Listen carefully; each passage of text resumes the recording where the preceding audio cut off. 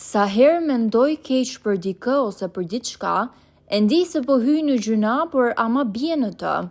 Kur përzgjodhe për ministër të jashtëm një rjosh pa emër prej Kosove para do vjetësh, shumë kush pyeti, me që e dashka kosovar pse e vuri gishtin tek një runzak. U tha se kecja runzaku ishte rritur në vathën e Sorosit. Kjo përgjigje prap nuk mjaftonte. Te Sorosi kanë qenë edhe të tjerë, me më shumë përvojë më të ditur. Për shembull, Veton Suroj, veprimtar dhe analist i njohur. Pse jo Surojnë me të cilin ke pasur dhe miqësi?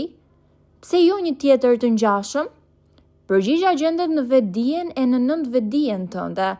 Ti i uren intelektualët. Shisi vite ministrave që ke mbledhur rreth vetes, të ardhur nga paemërsia, ka prej tyre që kanë pohuar se e morën vesh emërimin qeveritar nga televizioni. Në Partinë Socialiste ka pasur dhe profesor universiteti, studiues, njerëz të artit, u shty në prapasken, në hije, su zvendësuan kur me të ngjashëm, me të rinj. Tretja e tyre më kujton sharrën mbi pishat e një lulishteje të Beratit në vitet 80. Dikush urdhëroi, pishat u a kanë zënë frymën trandafilave, të priten. Pasi i kalbi në dhe më të diturit e partisë, kundër komunistët dihet, Enveri u turr për larvëdërimit të Baltës. Partia i mori nga Balta e Arave, thoshte për antar të byros politike e ministra. Ti nuk more nga Balta, ti ju drejtove Llumit. Thua dot një emër të kabinetit të një deputeti zyrtarit të lartë që ka qenë dikush para se me gradu ti?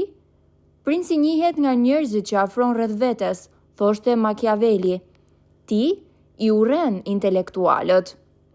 I urren sepse u tutesh, u a ke frikën thellë. Intelektuali është ndërgjegja morale e një shoqërie. Më shumë se kaq, e një kombi. Për të e para është liria. Intelektualin se nënshtron kollaj.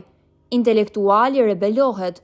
Ai nuk mund të pajtohet me një qeverisje autokrati, me kapjen e të tëra pushteteve, me zhbimje e shqiptarve, duke i dëbuar nga dheu, me krimin e drogën, me shqyrjen e pasurive kombëtare. Ndërsa me askushët je e komod, të shohin në bebe të syrit, i hipnotizon me paranojat e tyre, si dhel prapulat. Askushët i thon vetes po, ky është Skënderbe. Atë ju shkon mendja se mund të jesh Hamza, mos o zot. I urren sepse në hijen e intelektualëve nuk merr dot frym. Përballë tyre, vetja të duket i vockël. Gjatësia nuk bën punë në këtë rast. Ndihesh inferior, e ti do me qenë lisi vetëm në fush. Mungesën e një personaliteti intelektual të vetja, rekesh me e kompensu me element të jashtëm si adoleshent trendy, cool. Kemi parë vajza të reja në kërkim të identitetit, që ende se kanë gjetur. Për ta kompensuar, shpojnë buzë hund me unaza metalike. Ti vesh koshule që t'janë dhe kur shkon me nderu gjakun e dëshmorve. Mbath atlete edhe në samitet e NATO-s, media ka shkruar se për këtë arsye të kanë përjashtuar nga fotoja e përbashkët, nga ajo që quhet foto familjare. Ti se ke përgënjeshtruar. Dihet nga psikanaliza, kompleksi inferioritetit përkthehet në agresivitet. Agresiviteti shpesh është mbi kompensim për ndjenja të thella inferioriteti, thot Alfred Adleri, themeluesi i psikologjisë individuale. Sillet e tua e ilustrojnë pikërisht këtë ide. Ti je agresiv e mujshar me intelektualët, mujshar kur i sulmon dhe krejt palidhje, duke folur vetëm me vete nëpër ekrane, kush e di në çfarë shkrepje shtrunore të ndërmjet ndonjëri dhe i turresh. Mujshar ku bën çmosme i përshtërua. A ka pushtërim më të madh për një intelektual se sa ta joshësh me shit me parën e dorë, si berr? Intelektuali i shitur quhet sklav. Në këtë pazar ti bën oferta të përndezura, ofron statuse investitor strategjik, dhuron prona, jep pensione speciale, fort rrallë sipas ndihmesës së një ment. Këto e të tjera nga pasuritë e shqiptarëve. Dikujt ja ke bler heshtjen, nuk bën zan. Dikujt ja ke bler fjalën, guxon me thanë edhe se ti pas ke qenë afër disidencës. Mujshar kur përpiqesh me uazan frymën atyre që si blen dot, që su bën dot trysni me dosje, se s'kan dosje, që mos qofshin heronj janë njerëz normal, me dinjitet, që janë të vetëdijshëm. E ardhmja e Shqipërisë mund të shitet lehtë, por nuk mund të blihet me as për një mal me pare. Si me u ambyll gojën? Pushoi nga puna, preju burimet, dhe mëtej, shkrimtari nobelist Dario Fo flet për lista me emrat e të gjithë atyre që sillen keq. Kush nuk futet në rresht, dëbohet nga gjithçka. Në median e Tiranës janë shpërndar lista intelektualësh që sillen keq. Këtij nuk duhet i hapet ekrani, nuk duhet i hapen faqet e gazetës, as faqet e portalit.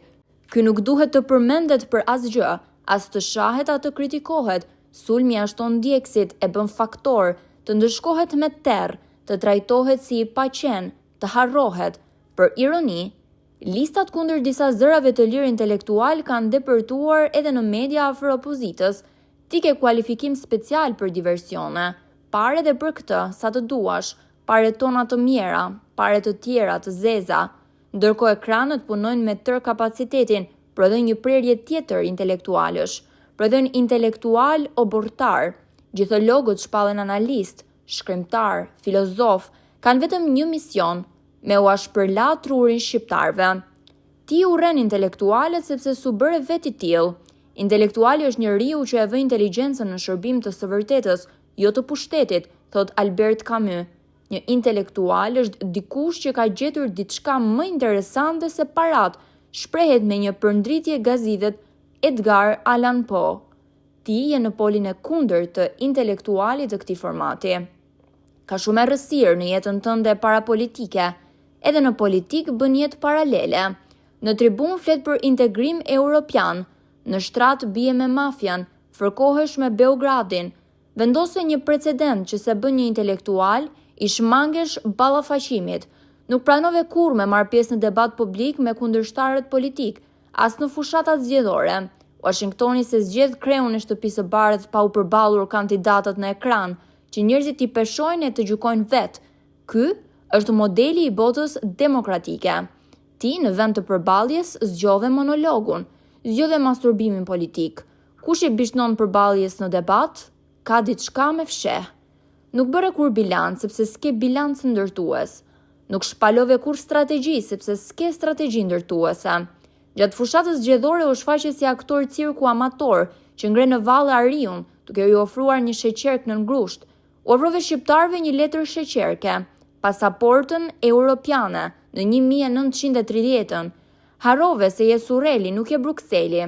Po në 4 vjetet e ardhshme, deri të vi koha e pasaportës tënde europiane, çka u ofron shqiptarëve? Thellë më thellë në humner, dhe energji të zezë kundër opozitës, dhe një fjalor me zhargon rrugësh. Me gjas, kjo është një arsye më shumë që ti e urren Sali Berishën. Hija e tij të ngulfat, ta zë dritën, ai vjen nga një rrugtim intelektual, ai si shmanget përballjes, e kërkon, i kruhen brirët për të ndeshur. Ky është qëndrimi i njeriu që s'ka ça me fsheh, i guzimtarit. Berisha është i ditur dhe lexon çdo ditë me Obama i ditur. Ti çmton citate për të dukur i ditur. Serioziteti i shtetit ka një matës, që nuk përmendet shpesh, mënyrën e trajtimit të intelektualëve. Ti e privatizove shtetin e bëre narkoshtet. Atëherë, krijoi një klasë intelektuale që i ka humbur pënjezat e zërit, si sot Dario Fo. Më qartë, treti intelektualët këtë e ke në strategji. Një shoqëri ku mungon oponenca intelektuale e pushtetit ka përpara veç zi e mëzi. Ti i urren intelektualët. Ti i gjati me kokë të vogël rumbullake. Ti i gjati, por jo i larti. VO, sa herë mendoj keq për dikë ose për diçka, e ndi se po hy në gjuna, por ama i bie në të, thoshte Giulio Andreotti. Nga Mehmet Elezi.